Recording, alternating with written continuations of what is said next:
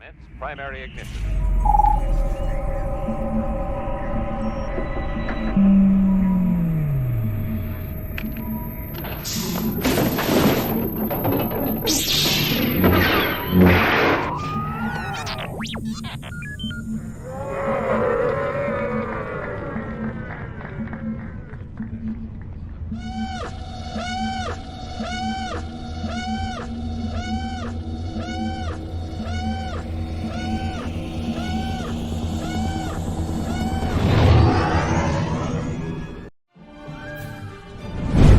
Hey, this is Marty Matulis. I play Vane on The Mandalorian, and you're watching the Virtual Cantina Network.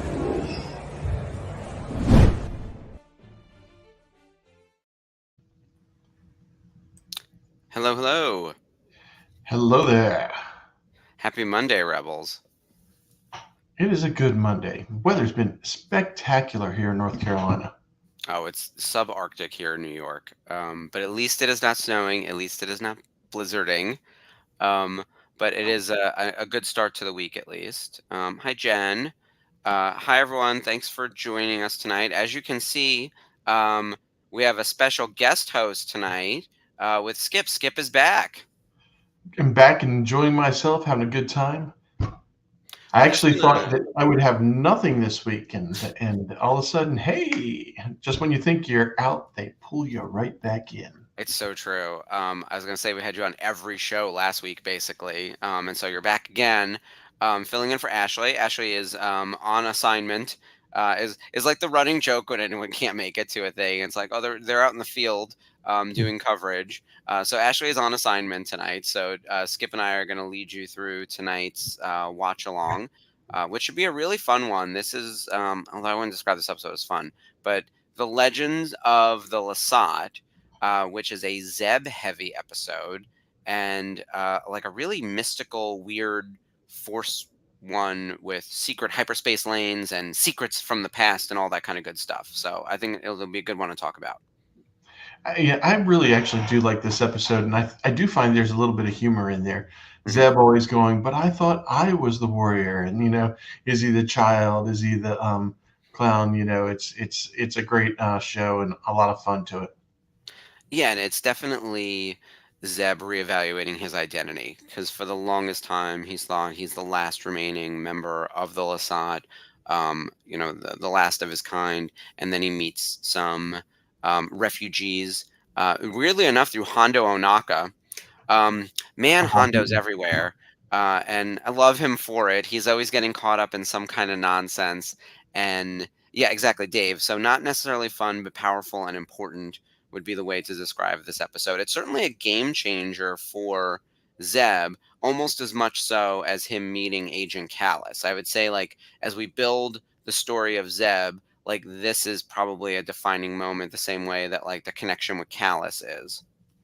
Well, with Zeb, he goes through this thing where he feels like he's failed his people. He's the last one. He lost. He had to go run and hide. And he's been with the rebels and through several episodes, the one with Callus and this one, he starts to find out who he really is and becomes a significant portion of his personality. Yeah, he sort of works through, this is the therapy episode. He works through his trauma, his guilt, his survivor's guilt. We also get a little more of the backstory of exactly how important he was within the Lasat culture. He was like an army like color guard type, so he was big in the military. He wasn't like a king or a general all the way at the top, but he seemed really important, and that's part of the reason he feels so defeated for what happened. He feels like very responsible for it, and then carries that like cane with him every day. Yeah, it wasn't like he was a peon status and survived. He was significant to the story and survived, and so he felt like he felt like he needed to be the captain of the ship and go down with the boat, and he didn't go down with the boat, so he's been beating himself up for a long time. Yeah. Oh, yeah. Carrying that trauma with him, and Dave asking for the trauma banner. Mhm. I know we have it. So we definitely, I think at one point it was like Star Wars equals trauma, and then it was also all about redemption because this starts the. This is also another piece in the puzzle to Callus, where this is going to kick off. Yeah, there it is. Star Wars is trauma.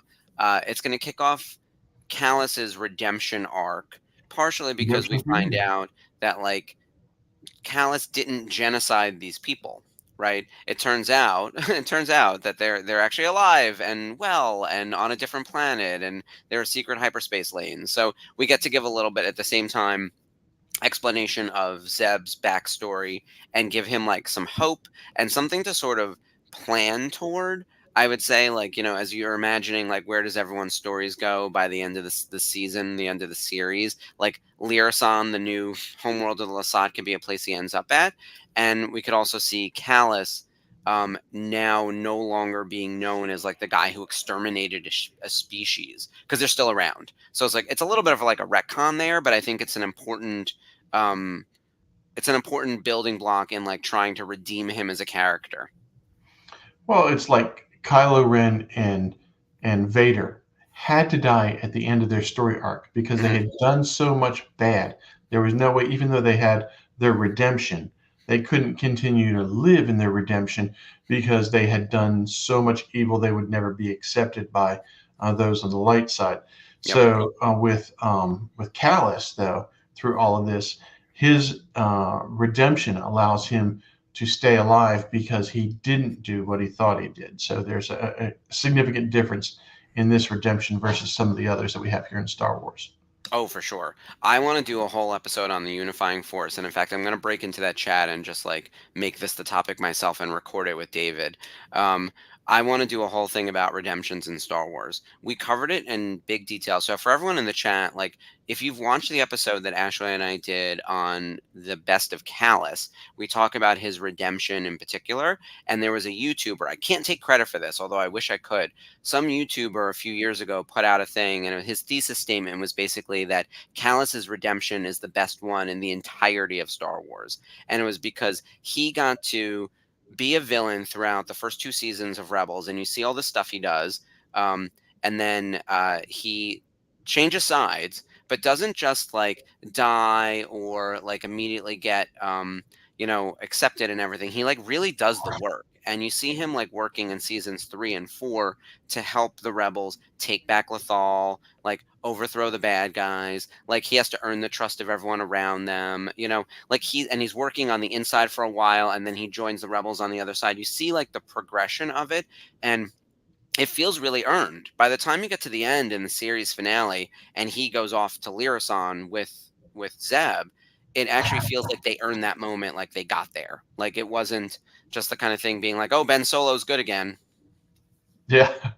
Whoops. Yeah, whoopsie. Didn't mean to kill all those people with Yeah. Starkiller Base. I guess in theory he didn't press the button. It was like General Hux. But still, this is a Tarkin Vader thing. Yeah. Well, Vader, was never going to survive. I mean, you go back and look at all the awful things he did for, what was it, 18 years? Yeah. It's kind of killing and killing and killing. It's like, yeah, how do you forgive the guy? He got rid of the emperor, but let's be honest, that's not quite good enough. So he's got to croak at his redemption, and so did Ben Solo. But this one allowed for a full color redemption of all the layers, Hmm. and it made it absolutely different than the others. You're right; it definitely was the best redemption story in Star Wars. I agree with that. Yeah, I gotta find that YouTube video because when we were doing the Callus, it's probably in my giant Google Doc. When we were doing the Callus recap, Everything um, is in the giant Google Doc. everything's exactly. I should. Oh, how many pages is the Google Doc now? I want to check. 85. 85. So, I just guys, looked at it. we're on, well, funny enough, we're on episode 85 tonight. So we average about a page per episode, which tracks. For everyone in the chat, we've talked about the Google Doc in the past, but basically, Ashley and I, in order to stay organized, we map out the show in broad strokes, right? So like I'll tell you a little bit about what's in the Google Doc for tonight. It's actually a very light one because watch-alongs are easy. It's episode 85 on Monday, February 5th, 2024. Season 2, episode 14, Legend of the Lasat watch-along. And then there are 2 links. One to the Wikipedia page, which is great because it's always like great reference to double check stuff of like who's in the episode, the major plot points, all that stuff, great little trivia. And then the Star Wars Rebels Legends of the Lasat episode listing on IMDb, which always has like the voice actors and all these other little tidbits. Sometimes I'll also put in the link to like the Rebels Recon episode. I always try to watch that beforehand because they give you a little behind the scenes things, and they often it also helps you like remember where you are in the series because they'll show you like what's coming next and what to expect, and you can see based on the questions that are being asked what we know, what we don't know. Um, and then I have other things in here like the news for the week, things we want to cover, the plugs, like that kind of stuff. And that could be this big, or if we're doing like a big listicle of our favorite stuff, it could be pages long. It's crazy. I'd say, yeah, I'm always happy when I come in and we're doing a watch along show. It's like, Yeah. okay, I can see it and remember it. What was it? 2 times ago when you were off and I had to come in or no, it was Ashley. And what we were doing, the Grand Inquisitor. And there Yeah, was the no best show to stuff. watch. And I was having to pull stuff out of my head. I was like, oh my gosh, Grand Inquisitor. Okay, let's look. I was You were like, great though. No before you one got would have there, ever known. yeah. Oh, I was Googling Grand Inquisitor and going, okay. I was like, okay, I got a few things. Okay, I'm ready. Trial by fire. But as you've proven multiple times now, because you've been around the horn of the network, Skip is our utility player. He can pop in and host, and he knows his stuff. Yeah, Skip Prov. I like that. That's a great little phrase. But yeah, super effective on Rebels Revisited because you know Rebels inside and out, and Ashley and I are also very good at the show. But if I don't write it down, I will forget to say it. Like because you've seen us. Like the train starts off and we point in a direction, and then it's an immediate left turn, and we're in like a whole nother territory. And then I'll have to remind myself we have to actually either watch the episode or get back on topic. The chat won't help either. I ask them all the time. It's like everyone in the chat, keep us on target, and then we're off on a whole other thing. Sarah and I are fighting about Doctor Who, like you name it, and it's happening. Um, but yeah, actually, we did have a couple things for tonight though that we wanted to cover. One, I almost forgot. The Grammys were yesterday, which I did watch, and I thought were really fun. I thought some of the performances were spectacular. But the Star Wars related news to this was that Star Wars, in theory, won a Grammy because Jedi Survivor won the Grammy for best soundtrack to a video game, which I didn't even know was a thing. But I like, didn't know that was a category. I was like, yeah, what?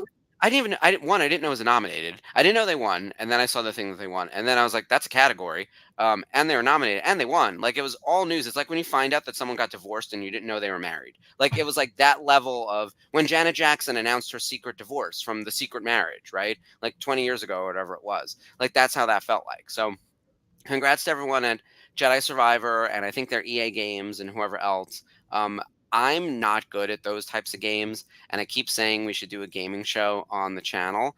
I think that works a little bit better on Twitch, honestly. But it's the kind of thing where I love watching people play video games, especially when they're good at it, because I'm not good at it. And that game is gorgeous. It's so, so, so cool.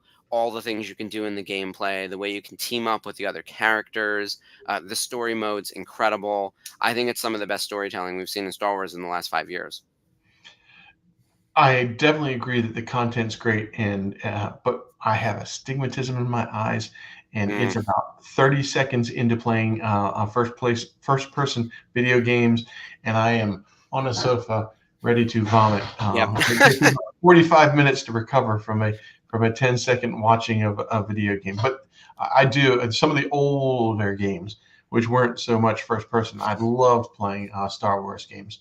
And Hmm. then they just got to the point where my eyeballs could not handle it. Oh yeah. But yeah, it's definitely good material. I felt like that whole category game and winning of the Grammy was almost like a personally wrapped up trivia question. It's like Yeah. what, who, where, when? Yeah, it really did feel that way. Sherry is saying it's a new category. I wouldn't be surprised because like the Grammys expand every year with all sorts of new things as they become relevant, and the way they break out things into different categories keeps changing based on genres of music. So I'm all into it. I think that there's more content than ever. There at some point there's going to have to be like Grammys for this, like not YouTube necessarily, but like super short form like TikTok kind of style. I hate to even say it out loud because now I've put it into the universe. Like best TikTok Grammy. Not that songs aren't changing already. I don't know who's bought an album recently where you get 9 tracks that are 2 minutes each. So you got an 18-minute album. I have EP singles that are longer than that.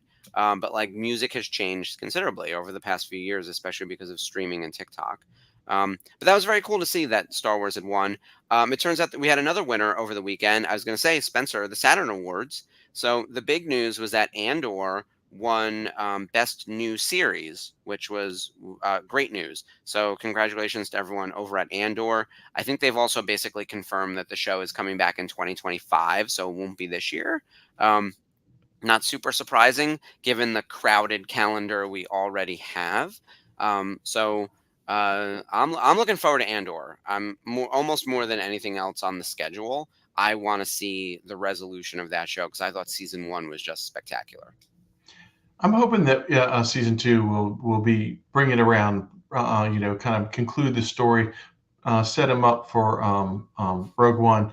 But Acolyte is the one that am just eagerly waiting to see. I'm excited about that one. I'm looking forward to it. So hopefully that'll end up being as good as I hope it is.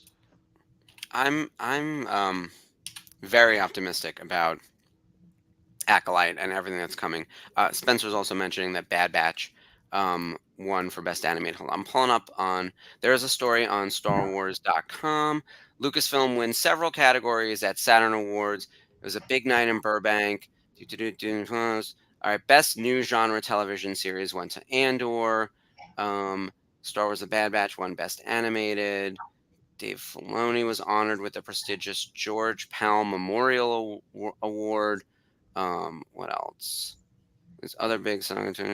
Indy's Final Adventure, Indiana Jones and the Dial of Destiny won Best Fantasy Film. Harrison Ford was named Best Film Actor, and John Williams won for Best Music. Okay. I'm just gonna say okay to that because Yeah, that's no surprise there. yeah, so here's the thing. I love sci-fi and I love fantasy. I also think that there are times that like there are better, more nichey kind of sci-fi things that actually get overshadowed by like the tentpole release of the biggest studio, and I think that's probably what happened with Dial of Destiny. Um, but yeah, I look that's a good showing for Disney at the Saturn Awards. I know it was also a big night for Trek. Apparently, like everyone from Picard was there, basically sort of celebrating, the finale of Picard and everything. I saw a group photo, and not to pit the Trekkers against the Star Wars people, but there was this like meme, and it's been making the rounds, and I kind of hate it, but I understand it. Like it was this picture from Picard season 3 of all of the old people brought back together in matching uniforms on the bridge. And it was like 40 years later, here we all are on an adventure together. And then it was like, what Star Wars wanted, Trek got. And it was like, because the leads from the original Wow. Star Wars with like Luke and Leia and Han and Lando don't even share scenes together in the new trilogy. And it was sort of implying how like Lucasfilm missed bigly on that, you know. And I'm like, I get it. I also don't love the idea that like that's really what people wanted, or some people wanted. I don't know. But it looks like Picard season 3 was a big hit and got a lot of accolades for it. I enjoyed that one. I'll hawk the Trek from time to time, and Picard season 3 was a great adventure back into the being in college when Next Generation came out, and Hmm. I did enjoy that. And I had not thought about that until you had just said it.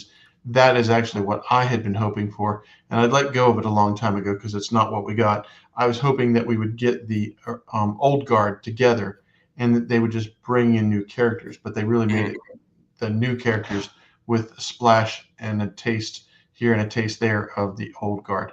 So Yeah. yeah, you're right. That was a very accurate view of what happened there, Oh, for sure. Well, and I I would think have kind of we're liked still that. I don't think you're alone in that. And I think we're still trying to figure out how to do air quotes legacy sequels, right? Because there's a few different stabs at it. I think Star Wars has actually taken the most unique approach, where like the legacy characters really do pop in for like glorified cameos, more than anything else, and it's all about the new generation supported by the old generation. Usually it's like wheel out these old people, make them the leads, and then pepper in some new people. Halloween did that. Like Jamie Lee is still in the one spot, and she's sort of flanked by these like younger people, trying to go toe to toe with Michael. But ultimately, it's her and Michael, and maybe that makes sense because it's just those two characters, right? That's one example of a legacy sequel. Scream, I think, is doing it really well, where like that's actually closest to Star Trek, Star Wars. Now that I'm saying it out loud, the leads are the new people, and they have minor interactions from the old people. Although who knows what's happening with Scream 7 now. So I'm not sure how this is going to continue because few reasons. We're running out of evergreen properties to dust off and try again. And we're certainly running out of what I think are the most powerful pop culture franchises, those of the 80s.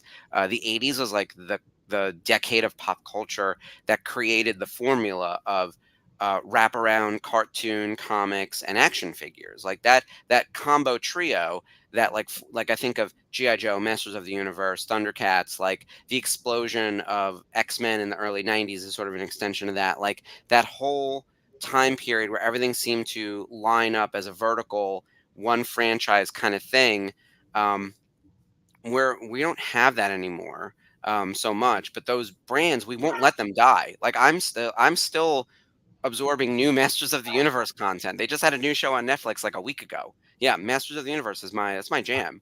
I was driving behind a car last night on my way to dinner, and I had He-Man on one side and Skeletor on the other. hmm And Yeah, I it's thought, you don't see that too often. no, and but you know what? There's like a new generation of kids now who could see this on Netflix. Although I do think like I'm the target demo. I bet you if you run the demos, it's like me and guys my age, our age, watching this stuff, more so than the kids. But at some point, we will age out of the demo. And so what's next? Are we going to start reviving all the 90s properties? Power Rangers is running for 30 years. That's a 90s property. Yeah. And I don't know if they're revamping it again, but there's no shortage of Power Rangers content out there. The new shows, the comic books, everything else. But yeah, A imagine when lack there'll be of a legacy canon sequel there. helps do that. Hmm? Power Rangers, a lack of canon helps you be able to revitalize that.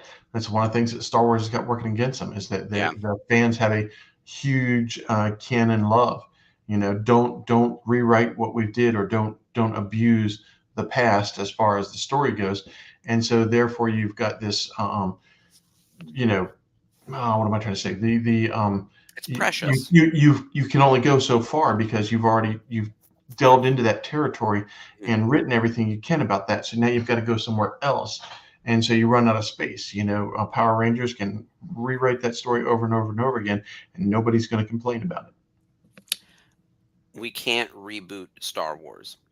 We can No, continue to um, add sequel layers. and prequel and add layers, but you can't reboot it. It's actually the only franchise out there, I would say, that like you literally can't reboot or they won't reboot, because they don't want to erase 4, 5, 6 and everything else. Whereas they've rebooted like Friday the 13th, it didn't go anywhere. They've tried to reboot Nightmare on Elm Street again, didn't go anywhere. Um, we'll call Scream 4 a reboot, but that was actually the first of a legacy sequel, and it just didn't work. But Scream 5 sure did, and so did Scream 6. I keep coming back to horror because horror does a lot of reboots and same thing where once you have like Child's Play like keeps reinventing itself.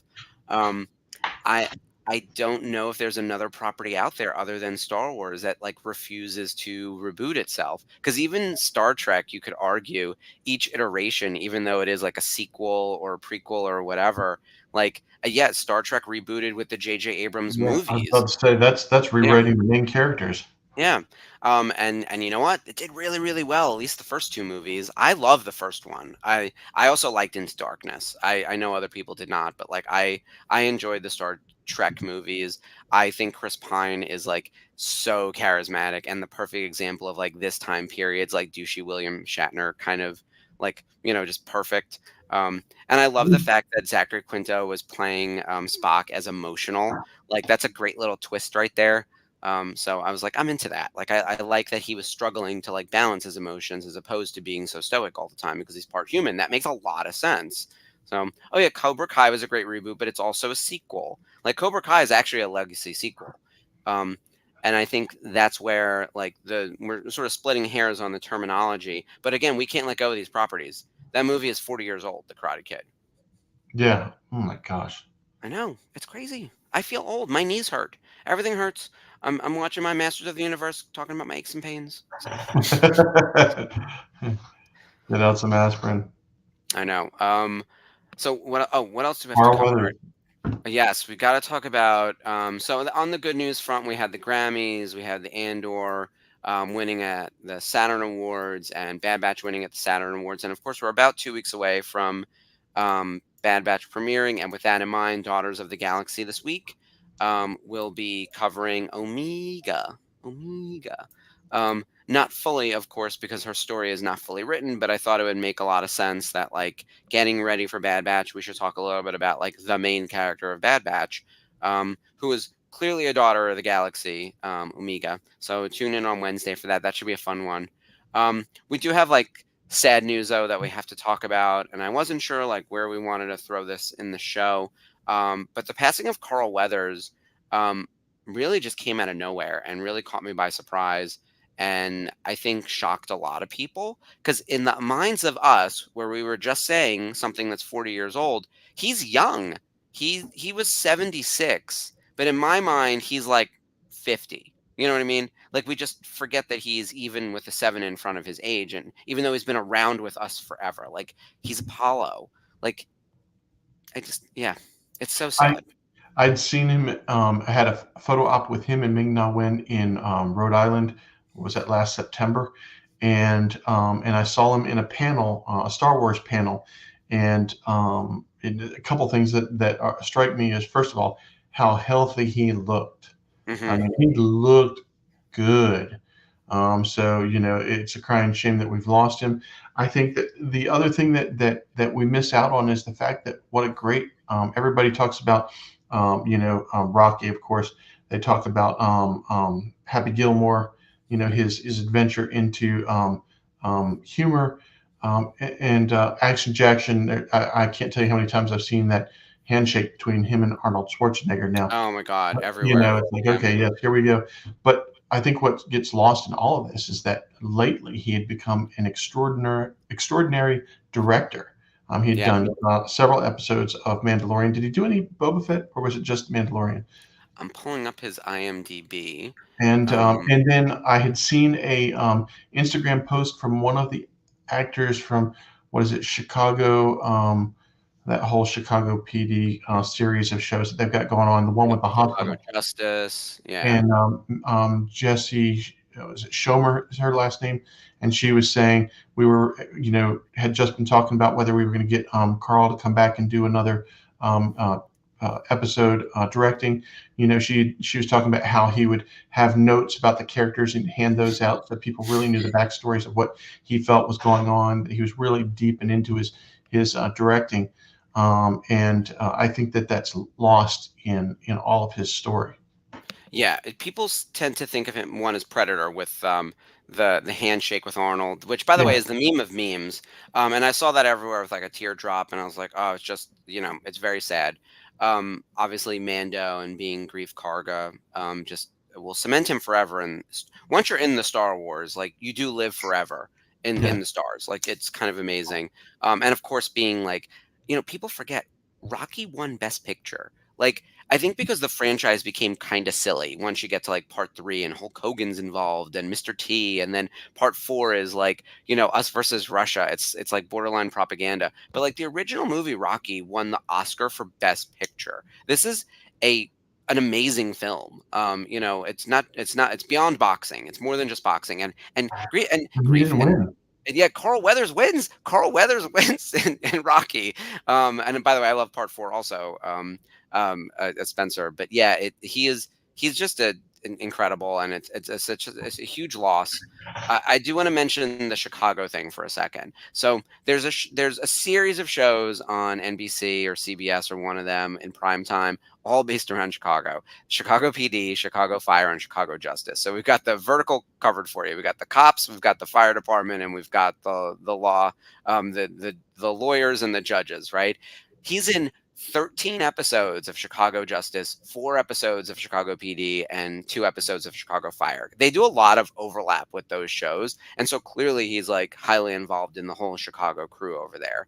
Um, and that's tip of the iceberg on his IMDb. If you pull up the stuff that he has done, and it goes all the way back to 1973, like it is incredible. And then on the directing side, it doesn't have anything other than Mando for the Star Wars universe, but he directed on Chicago Med. So Man, there's yeah, that was it. yet another one. That's the fourth one, and then he's directed a Law and Order and a Hawaii Five O. Like he's done a bunch of stuff. He started directing. He directed something way back even in 1995 called Renegade, and he did an episode of Silk Stockings. Remember that show? It was on after WWE Monday Night Raw. Oh, Um, wow. yeah, ridiculous. Yeah, So yeah, he's a much bigger star, and you know, than anybody gets him credit for. I mean, yeah, they talk about 3 or 4 things and that's it, and he's mhm, just so broad across the spectrum with both not only the acting and the directing. So I think that his directing was going to get to be well known if he had stayed around for a few more years. yeah. It's the Carrie Fisher effect. Like she wrote how many scripts, and Ghost wrote how many scripts, and script doctored and all that other stuff, and did all these roles. But she'll always be Princess Leia, and Postcards from the Edge, having written that. Those probably are like the big two Yeah, when she's in so many things. And I think it's the same thing. It's amazing though that if you do ask someone Carl Weathers, they're going to say Predator, or they're going to say Star Wars, or they're going to say Rocky. There's sort of three, which is kind of amazing. Usually it's one. Like you get one thing that you're kind of known for, and he's all over the place, and nothing but outpouring of like love and just honestly like devastation from people who are just like really caught off everybody guard. shocked. Well, he wasn't ill. He didn't seem to Yeah, be gaining weight. Losing this, losing that. I mean, he looked good when I saw him. yeah, he looked incredible. And the saddest part, and I know it's not even the saddest part. It sounds so dumb saying it out loud, but like the Mando movie is happening, and he's not going to get to be in it, man. Like he helped build this franchise, and now they're Yeah, taking it to theaters. I hope they can find a way to find some unused footage to give him just like a little send off scene to be like, and Grief was busy doing this and that, and he's busy being the mayor of somewhere. Like I don't, I want like resolution for his character in a way that doesn't feel trite and terrible and doesn't have to CGI anything. Like I want to give him a nice send off in a positive way without having to break out all the computers and mix some stuff up. But I want Grief Karga to be well taken care of in the Star Wars universe, because that's the best legacy we can give for him, sitting where we're sitting. true, true. And yes, Spencer. I know that Brendan was on Thursday. So for anyone who missed this, the watch along on Thursday was incredible. Brendan Wayne is an amazing guest. He is obviously the Mandalorian and has a lot of things. I think he also has so many stories that he can't tell us, but he shares quite a bit on the Thursday night watch alongs, and he's very good at answering questions. And he was singing the praises of multiple people in his orbit on the show, including Carl Weathers. So definitely tune into that. And then this week, of course, on Thursday, we have another watch along for Ahsoka Revisited. I believe, are we up to episode 6 already? Could that be right? 5 or 6? Oh yes. I think 6 is coming up. Yes, yes, 6. Excellent. I lose track. Because I'm fascinated by the guests. Like there are times I'm just listening and I'm not even watching the episode. Like I want to hear what they have to say. Yeah. What was your adventure? What happened here? Oh, and then Yep. they start going, and you're like, and I've been a host on the show and been like, Brandon, and oh yeah, yeah, I'm watching an episode. Let me Oh look yeah. at. You've watched us where it's like the episode is fully taking a backseat to whatever nonsense Ashley and I are getting up into. So, which with that in mind, we are past the halfway point. So let's press the button on tonight's episode for the watch along. And I don't even have my Disney Plus loaded up, guys. So everyone get your Disney Plus ready to go.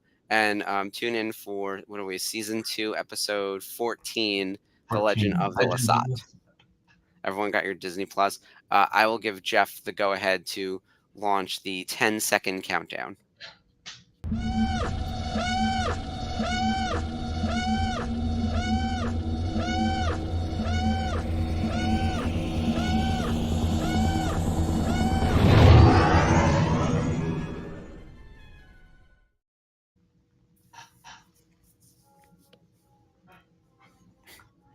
My Disney Plus is still loading, so I'll catch up with you guys. That's all right. I'm so well prepared for this week. I had the horror that all of a sudden I pressed the wrong show, and I was like, is this?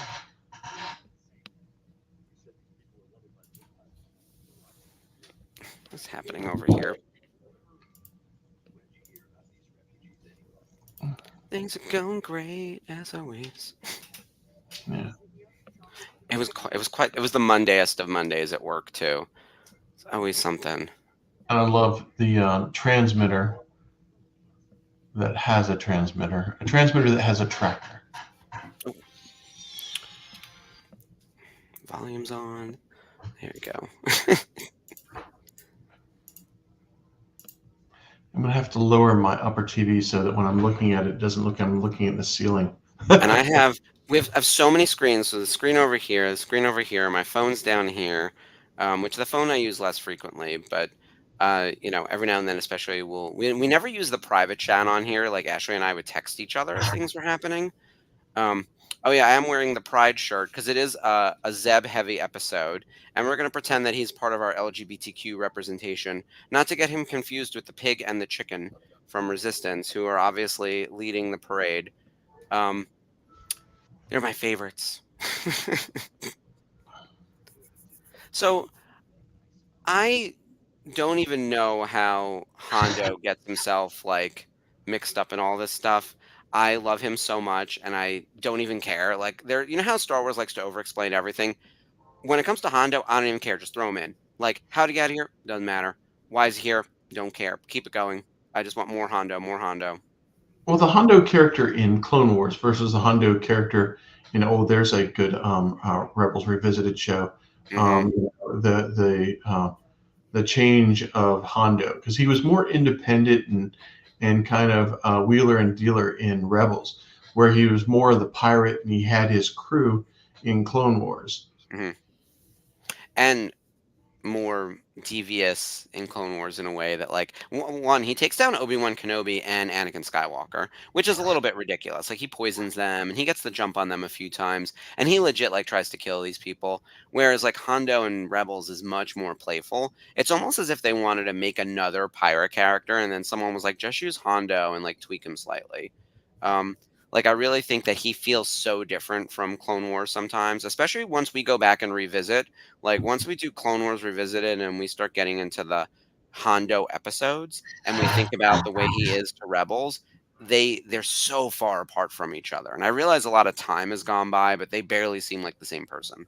I always think of Hondo in Clone Wars, where Ahsoka's with the kids and they're doing the circus routine, which Hondo was a little bit more like he is here there. Hmm. Yeah, he's got his moments. My theory about Hondo too is that they wanted Han and they wanted Lando, and they couldn't figure out how to get either of them as needed, and then they sort of mushed them together and created Hondo. Because he's got a little bit of Han and a little bit of Lando. Very smooth. He's a fast talking pirate. Like, and then they were like, but make him an alien. No one will notice. I was like, you merged Han and Lando. Like, that's what you Well, did, and then you made him a little more devious. we need to find somebody in the Filoni circle and see if we can find out whether this theory of yours holds water. Yeah, I feel like no one will give me credit for it, but um, yeah. Meanwhile, I love the character designs that we have here. It actually really reminds me of the Ewoks cartoon from the '80s. I loved that cartoon as a kid. I was the perfect age. I always tell people I'm 43 now. I just turned 43. Um, I'm too young to be an OT fan. I wasn't alive in '77. I was born in '81. I always refer to myself as a child of Endor. Like, I grew up with Return of the Jedi. I'm pretty sure it's the first Star Wars film that I saw. I know for a fact I had it taped off television and had it on a VHS tape and watched it over and over again. And I was obsessed with the Ewoks. And I watched the Ewoks cartoon. I had all the Ewoks toys. I had the playset. I watched the droids cartoons. I cared about the droids a lot less, but the Ewoks were super cute, super fun. They got into like ridiculous adventures. And so these guys remind me of that cartoon. And I feel like, the guy's got the staff. He's like the magic. There was a magical Ewok as well who was also able to commune with trees and shit. Like it's very the same environmental connect to like the planet kind of stuff. Ezra, my boy, it's your pal. Oh, by the way, you have about 2 seconds until the stormtroopers get there that I sent their way. Only Ezra could continually deal with Hondo and not kill him. Because I think if Hera had the chance, she would push him into an airlock. Oh yeah, absolutely. Oh, Sherry, I'm glad you mentioned MegaCon.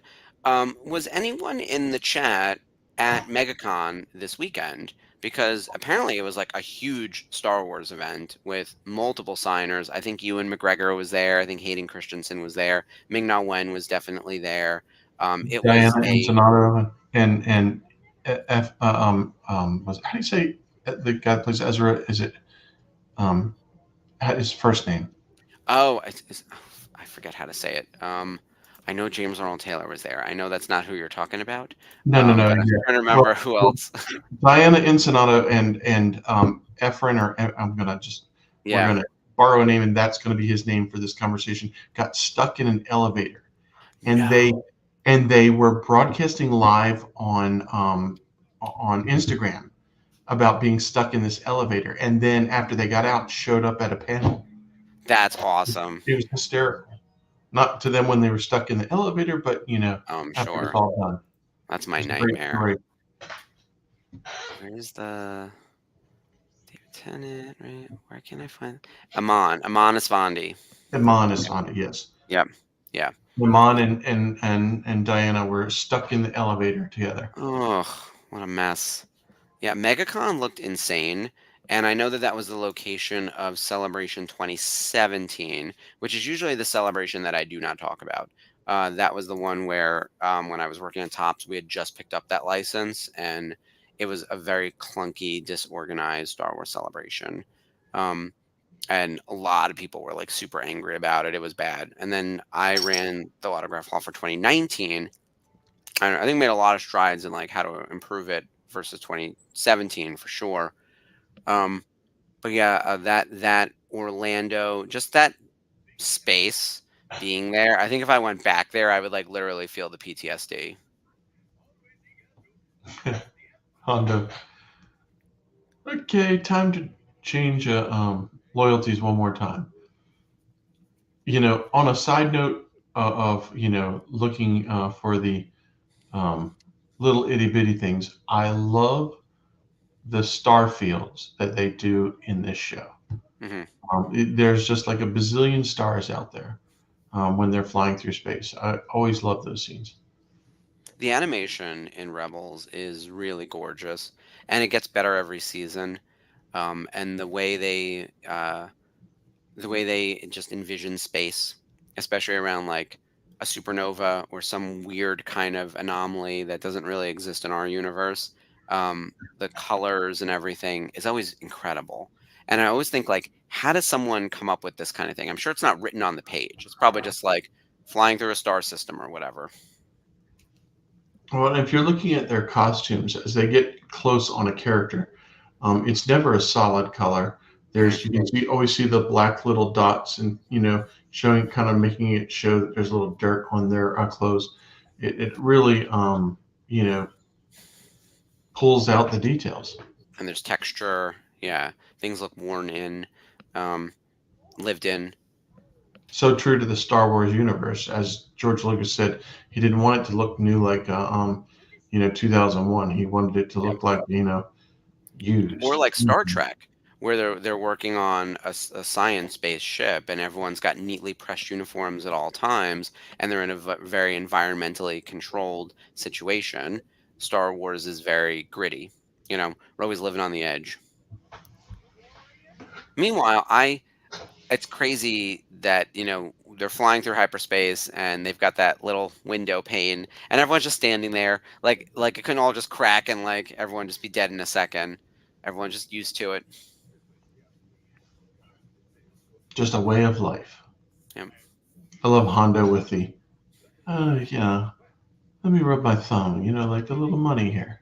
That's why And he he's still got prefers the to use goggles his on. empire. So this little ritual thing is interesting because they're trying to find Lirasan, which is something from old-timey myths. And there's a lot of this like sort of belief in Star Wars that a lot of the myths are real. And so if it wasn't a myth, it must be out there somewhere. Ahsoka says something like a lot of truths are in myths. So Part of no it. surprise to me that like this place ends up being a real place. Our virtual cantina network putting out there that, the goggles are part of his vibe. Mm. It's like Hera with her space goggles. Like, what is she doing? She's not flying a, propeller plane. Yeah, the wind is not blowing past her face. Exactly. It's part of the aesthetic. Maybe it's some kind of a visual aid.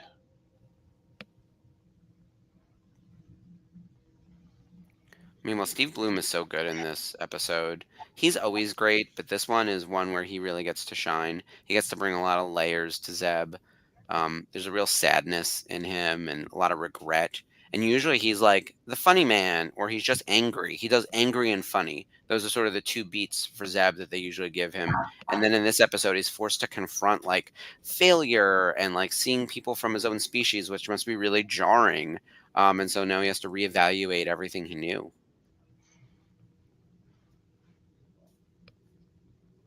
Yeah, not just positive and negative.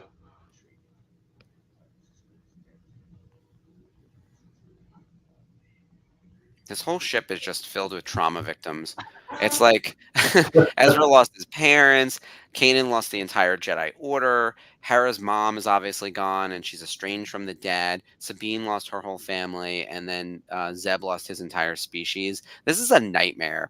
Like, and Chopper, he probably killed everyone around him.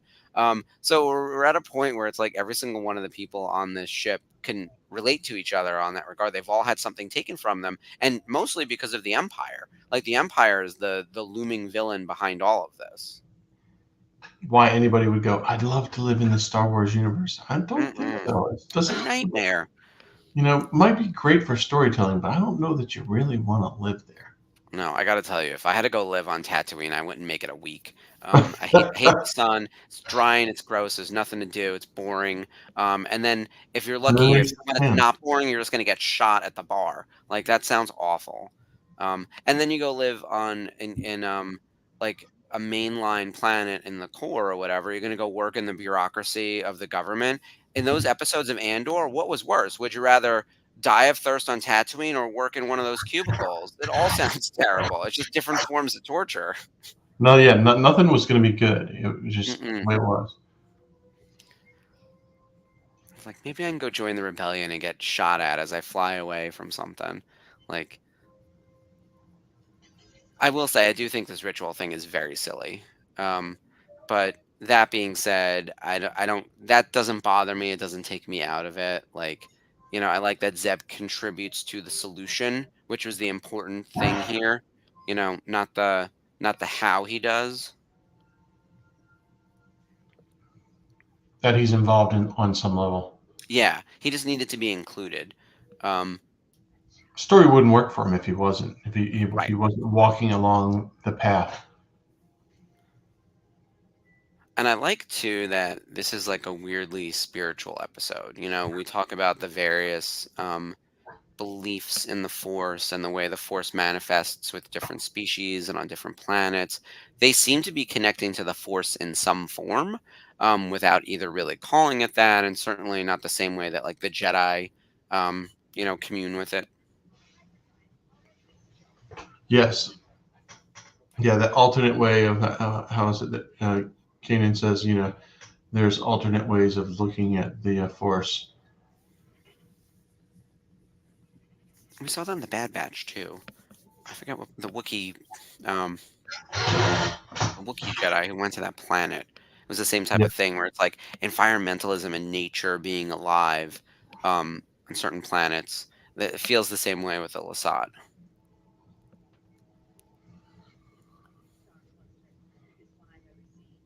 Huh.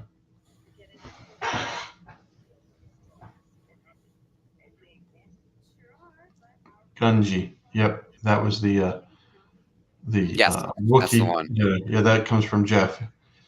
People lost their minds when Gunji was in the Bad Batch season 2 trailer because it's yet another survivor from the time period of the Clone Wars, right? This is a Jedi Padawan that Ahsoka Tano trained. He's prominently featured in the episodes with David Tennant's character Hu Yang, Yep. as they go to get their crystals and everything. So that's nice. I enjoy when things like that happen. And I think people were rooting for Gunji. I realize there are a lot of younglings out there who did not make it. Um, but Gunji seems to have survived, and I think is still out there doing some type of good. And I think we need that. I know people get weird about the like Luke was the only one, and it's like no, I think he was the only one who was capable of doing the thing we needed him to do. It doesn't mean he's the only one who's a Jedi. Like I think Yeah. those are two very distinct things. Like the chance to beat Vader and stop the Emperor was like bloodline of a Skywalker, basically. Not Cal Kestis, even though Cal is seemingly still alive around this time period. You know what I mean? I think that's the distinction. Yeah, and the fact that he's a Wookiee a Jedi, so he's got both the Wookiee thing going for him and Hmm. the Jedi thing going for him, gives us a little double whammy and the ability to survive all of this. Yeah, and from a fan service perspective, everyone loves the Wookiees. We want more Jedi. He's a Clone Wars survivor. He's connected to Ahsoka Tano. He's got a lot of plot armor, man. Like we're gonna we're gonna keep this kid alive. Plot armor, I love that. Yep. I mean, that's how Ahsoka survived the Ahsoka show. I had my moments where I was like, everyone just shoot at her. What are you doing? Why are you standing around letting her fight Diana? Like, shoot at her. That's plot armor. Like, we know that she can't die. And so they make it so that it seemingly makes sense in the moment, but it does not upon even the like slightest inspection.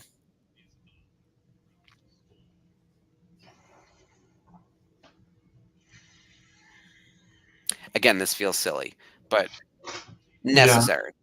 I don't love the how of what they're achieving, but I do think it's important that they're doing what they're doing. and then this universe here looks like a um, oh, what's his name? The famous artist Vincent Van Gogh. Looks like a Van Mm, Gogh picture. it sure does. All the swirly skies. Starry Night.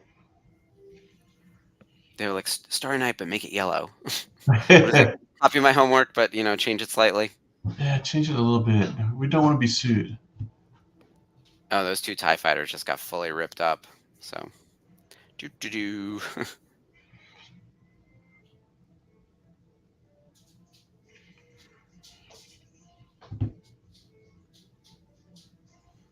Now I'll tie the force in with it. So this is a gravity well, and I know they talk about that.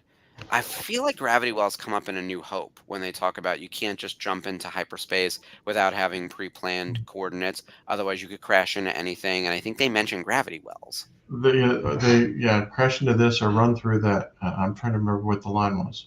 Yeah, we'd have to look it up.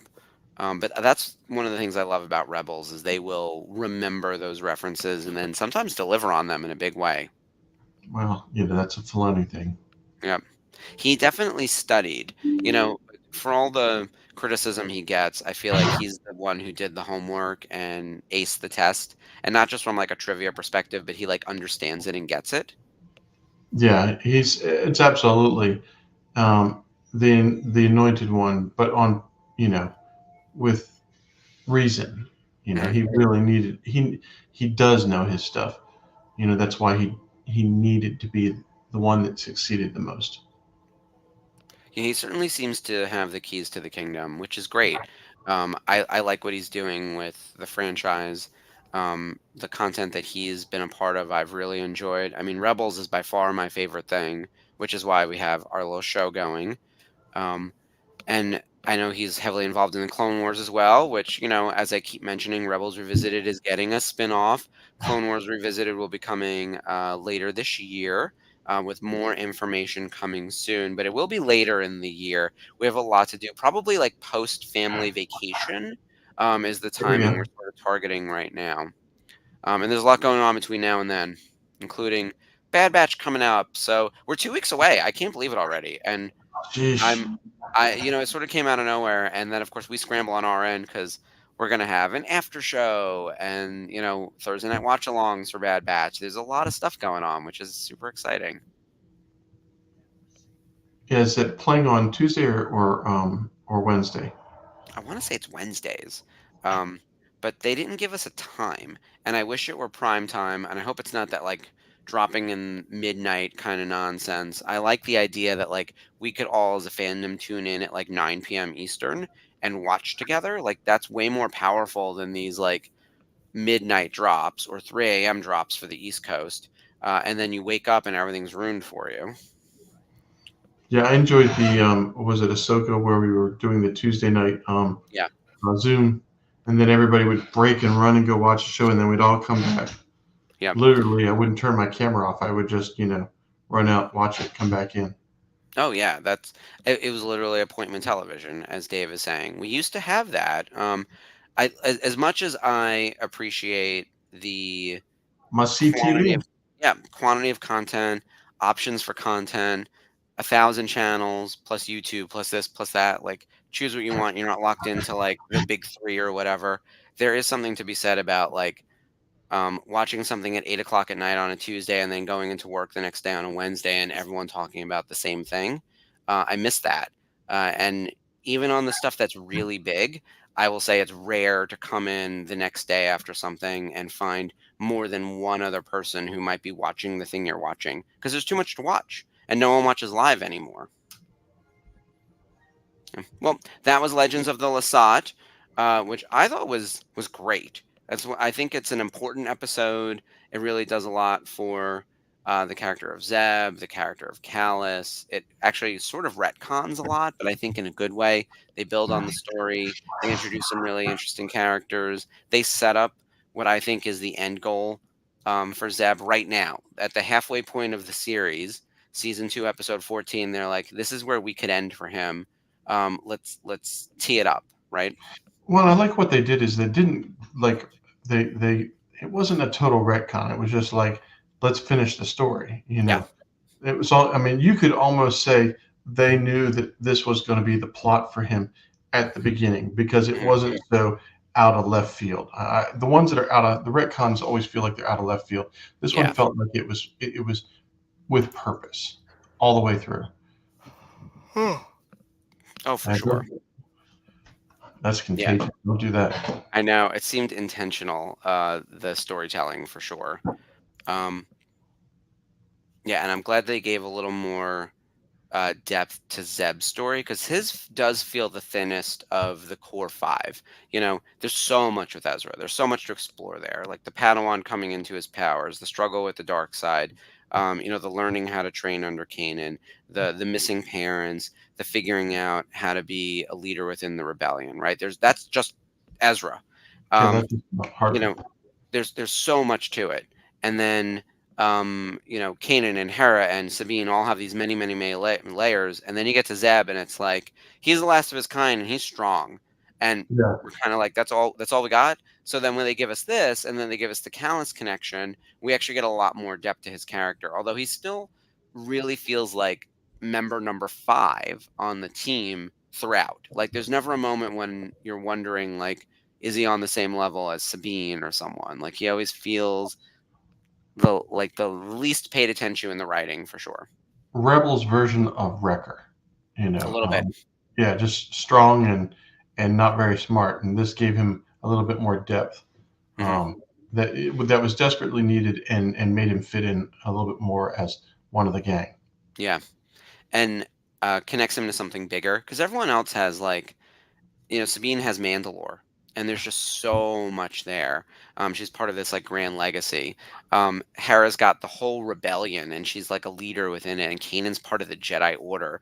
And Ezra is like intrinsically linked to all of Lethal, and then like Zeb is just also there, and that's where like giving him this does a lot. Like this episode, like it feels so critical as I'm saying it out loud now. The way we um, view Zeb and understand his motivations, and then especially as we continue to develop Callus and see how they both end up back there, that's a big deal. Because I think like without this backstory, Zeb really becomes a one note kind of character for the series. Then I agree. It was a much needed expansion of his character and worked real well. Even though you did have the weird thing of messing with the hologram, and oh yeah, here let me use my stick of raw, so a strange. snap of raw to figure out where we're going. Um, Yeah, um, that's it had been seen like it looked like it had been done before, and then was being kind of put in the wrong place. it's very the computers work with the aliens in Independence Day. We're just gonna roll with it. Like we're Yeah, gonna be like, okay, sure. it works. It's Star Wars. I question very few things. Like when physics comes up, when technologies and languages. I try not to think about that stuff too hard. We already take it like way too seriously on this channel.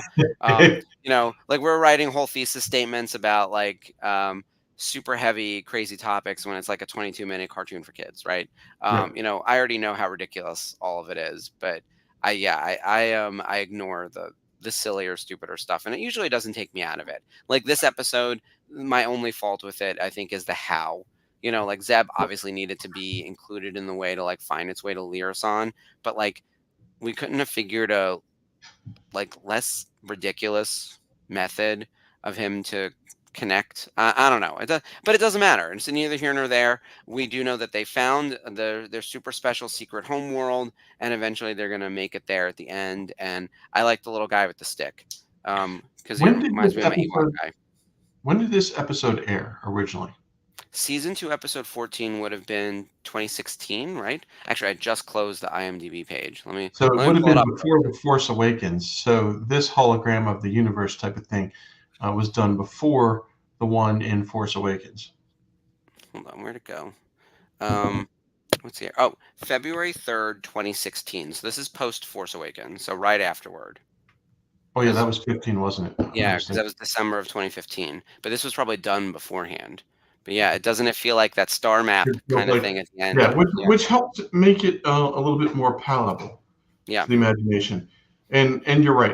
When I was watching it, I was all right with it. Mhm. We're dealing with a science fiction show that has a lot of mysticism in there. It's easy to make the jump into this process. Oh, for sure. Yeah. So anyway, I think that's a really I would call this a must watch for the Zeb fans out there. And Absolutely. because it connects so deeply to the finale as well, I would say in general, I think this is definitely. Um, Speaking of Lasat, got to meet Gary Anthony Williams. Oh yeah, so Gary Anthony Williams has done a few things in Star Wars. I know he voices Gron in this particular episode, but he's done a bunch of Star Wars. Let's find his. I'm just gonna do a quick Google search because I don't want to get it wrong. Gary Anthony Williams, Star Wars. Let's see, what has he done? Oh, I should just pull up his Wikipedia page, which is what I usually do. Kragan Gore, Zephyr, Riff Tamson. Oh, he's in Resistance. Bibbo. Oh, is that it? I thought he had more. Yeah, Kragan was the big one. I thought he had more in Clone Wars, but Riff Tamson is his character in Clone Wars. Hold on, I gotta pull up who Riff is now, because I'm just always there are too many weird characters in Clone Wars. Oh, and by the way, my thing for Clone Wars, because I'm like a hyper expert at all things Rebels, I want to go into um, Clone Wars more of a uh, sort of sight unseen kind of thing, like not pre-watch and sort of just take it all in. Like we're literally revisiting it, and so have very little research done ahead of time, and more of just like, oh hey, this is what I remember. Oh yeah, Riff Tamson's the shark. Oh Brandon, you're giving me all the answers on the side over here. um, so thank you, Questions and Brandon. answers. Stormtrooper 2 in Rebels. Mhm. Yeah, I don't know if he makes the poster for Rebels. Maybe. Maybe if I can find space for him under Steve Bloom. But yeah. Uh, anyway, let me go through the list of things that are coming up on the channel this week because we've got a packed week of programming as we always do. Obviously, tomorrow's happy hour, so tune in to the Zoom. That's obviously not recorded. That's just like alive for all of us to get together. 7 Eastern, 4 p.m. Pacific. Well, happy hour discussion. I'm sure we'll be talking about Carl Weathers and sharing our stories about meeting him. I'm sure we'll be talking a little bit about everything else that's going on in Star Wars news right now, probably mostly around Bad Batch. That's where I think a lot of the discourse is. You know, we have a poster, we have an episode guide, we can talk a little bit about what we're doing on the network to support it. And then on Wednesday, we're talking Bad Batch with the girls. We've got the Daughters of the Galaxy episode about Omega popping up this Wednesday. So that'll be really fun with Ashlee and Jamie. And then on Thursday, we have another watch along for Ahsoka Revisited episode 6. And then a new episode of The Unifying Force this Sunday with Dave and Geo and Kat. And just a reminder that Family Vacation is less than 6 months away at this point, which is very exciting. There's only like 25 tickets left. It's a very small amount. But for the second bus, yes, the Daughters of the Galaxy show is fantastic. Everyone, if you haven't checked it out yet, definitely tune in. Ashlee and Jamie know their stuff, and they're very excited to talk Omega because she's not fully baked yet. So we're doing like an Omega, but you might have to do another one after Bad Batch ends. But we wanted to do it as sort of a countdown to The Bad rare Batch. version. Yeah. So yeah, Family Vacation coming up in July, and there's some merch related to that. I want to say there's like already a racer created. All right, there is. Um, I've got mine ordered. oh, there it There we is. go. Yep. Yeah, very cute looking. Um, and yeah, we have so much merch to choose from. Yeah, there's a whole package of things, and yeah, that's the exclusive one that comes with Tickets to your the trip. vacation. Yep. Exactly. Once you buy your ticket, that's the T-shirt that you get. Which that's my favorite because it's got the flying car straight out of Spaceballs, which is very fun. Yeah, and don't forget we have new merch from Daughters of the Galaxy. Everything about Asajj. We have to talk about Asajj. Oh man, I'm sure that came up in Happy Hour last week, but Asajj lives, which is going to be very cool to see in Bad Batch season 3. And then this is some freaky Force, we'll say stuff, y'all. Which might be my favorite shirt that we've done so far for Daughters of the Galaxy. But yeah, check that all out on our TeePublic store. And thank you, Skip, for filling in for being You're our welcome. secret Enjoyed it. co-host. Yeah, I thank you love so it. much. Yeah, we're gonna keep you coming. And then tune in to us next week. Ashlee will be back next week. We're doing a best of Captain Rex. So from Cool. Rebels specifically. So we're gonna go through the best moments with Rex throughout Rebels next Monday on Rebels Revisited. Excellent. Looking forward to it. All right. Well, thank you again for joining, and thank you everyone for tuning in tonight with us. We'll see you next week. May the Force be with you. Good night, everybody.